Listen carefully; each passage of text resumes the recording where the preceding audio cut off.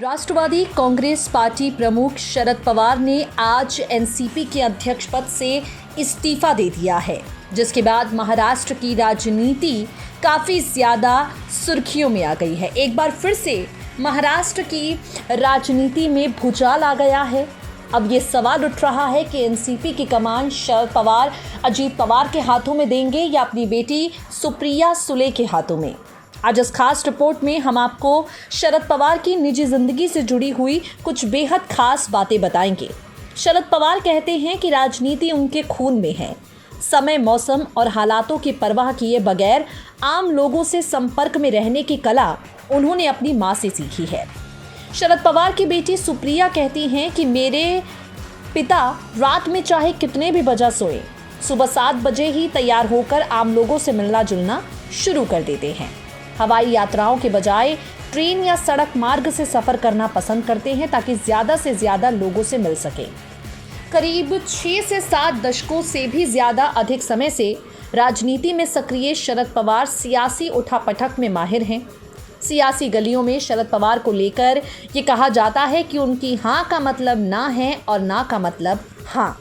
आपको बता दें, शरद पवार और बाला साहेब एक दूसरे के जितने धुर राजनीतिक विरोधी थे, उतने ही अच्छे दोस्त भी।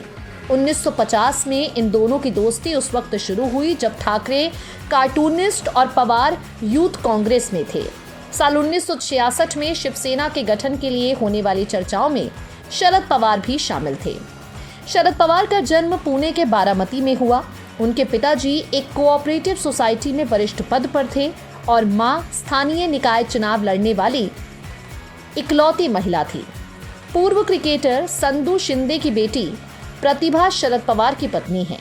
एक इंटरव्यू में प्रतिभा बताती हैं कि शादी से पहले शरद पवार ने उनके सामने एक संतान पैदा करने की शर्त रखी थी। शरद पवार की बेटी सुप्रिया सुले 2009 से बारामती की सांसद हैं।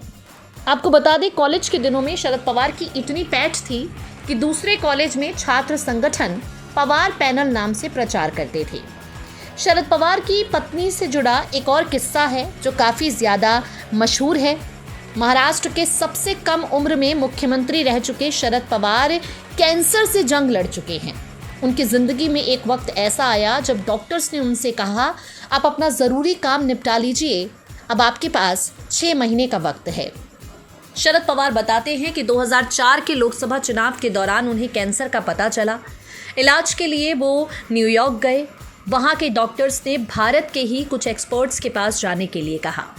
एग्रीकल्चर मिनिस्टर रहने के दौरान 36 बार रेडिएशन का ट्रीटमेंट उन्होंने लिया, जो बहुत दर्दनाक था। वो सुबह 9 से 2 बजे तक मिनिस्ट्री में काम करते, फिर 2:30 बजे अपोलो हॉस्पिटल में कीमोथेरेपी लेते। दर्द इतना होता कि घर जाकर सोना पड़ता। इसी दौरान डॉक्टर ने उनसे कहा, जो ज़रूरी काम है निपटा लीजिए, अब सिर्फ आपके पास 6 महीने हैं। पवार ने डॉक्टर से कहा, मैं बीमारी की चिंता नहीं करता, आप भी मत करो। शरद पवार इंटरव्यू में बताते हैं कि उन्होंने शादी से पहले अपनी पत्नी प्रतिभा के सामने एक संतान पैदा करने की शर्त रखी। शरद पवार का कहना था कि हमारी एक ही संतान होगी, चाहे वो लड़का हो या लड़की। शरद पवार कहते हैं कि ये फैसला लेना बहुत मुश्किल था, लेकिन हमने ये करके दिखाया।